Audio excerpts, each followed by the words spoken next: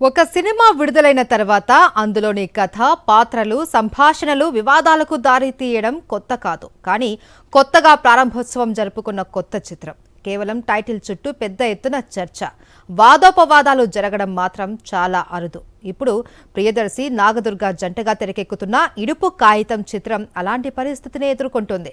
Title అర్థం కాలేదు అని సోషల్ మీడియాలో కొందరు చేసిన పోస్టులు ఇప్పుడు ఆంధ్ర, తెలంగాణ ప్రాంతీయ అభిమానుల మధ్య మాటల యుద్ధానికి తెరతీసింది.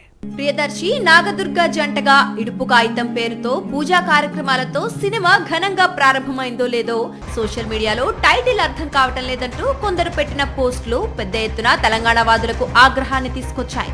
దీంతో సినిమా భాష, యాస, టైటిల్స్ విషయంలో సోషల్ మీడియా రెండు వర్గాలుగా విడిపోయింది. టైటిల్ ప్రకటించగానే సోషల్ మీడియాలో కొందరు దీన్ని తెలుగులోకి అనువదిస్తారా, అందరికీ అర్థమయ్యే పేరు పెట్టొచ్చుగా అంటూ పోస్టులు చేశారు.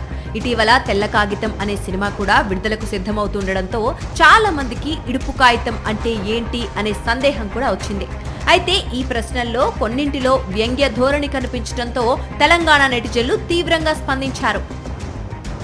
తమ యాస, మాండలికాన్ని తక్కువ చేసి మాట్లాడుతున్నారంటూ అభ్యంతరం వ్యక్తం చేశారు. మరోవైపు కొందరు ఆంధ్ర ప్రాంత నెటిజన్లు మాత్రం తమ ఉద్దేశం పదం అర్థం తెలుసుకోవడం వెనుక ఉన్న ఆసక్తి మాత్రమే అని చెప్పుకొచ్చారు.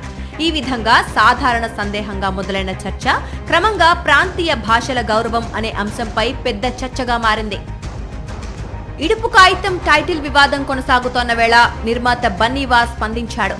ఇది ఒక ప్రాంతానికి పరిమితమయ్యేది కాదని, కథను బట్టే టైటిల్ ఉంటుందని తెలిపాడు. సోషల్ మీడియాలో టైటిల్ పై వివాదం నెలకొనడంపై టైటిల్ ను అలాగే కథను మార్చే ప్రసక్తే లేదని స్పష్టం చేశాడు. సుకుమార్ రైటింగ్స్, బన్నీవాస్ వర్క్స్ బ్యానర్లపై తబితా సుకుమార్, బన్నీవాస్ నిర్మిస్తోన్న ఇడుపు కాగితం చిత్రానికి వంశీరెడ్డి దొండపాటి దర్శకుడు. తెలంగాణ గ్రామీణ నేపథ్యంలో సాగే ఈ కథకు తెలంగాణ మాండలికంలో వాడుకలో ఉన్న ఇడుపు కాగితం అనే పేరును ఎంచుకుంది చిత్ర యూనిట్. తెలంగాణ గ్రామీణ ప్రాంతాల్లో ఇడుపు కాగితం అంటే భార్యాభర్తలు విడిపోవడానికి పెద్దల సమక్షంలో రాసుకునే ఒప్పంద పత్రం. నేటిలా కోర్టుల ద్వారా విడాకులు తీసుకునే వ్యవస్థ విస్తరించక ముందు గ్రామాల్లో పెద్దల తీర్పుతో దంపతులు పరస్పర అంగీకారంతో విడిపోతే రాసుకునే పత్రాన్నే ఇడుపు కాగితంగా పిలిచేవారు. ఇప్పటికీ కొన్ని గ్రామీణ ప్రాంతాల్లో ఈ పదం వినిపిస్తూనే ఉంటుంది. తెలుగు భాషలో కోస్తా, రాయలసీమ, తెలంగాణ ప్రాంతాల్లో వేలాది పదాలు భిన్నంగా వినిపిస్తాయి. ఒక ప్రాంతంలో సాధారణంగా వినిపించే పదం మరో ప్రాంతానికి కొత్తగా అనిపించడం సహజం.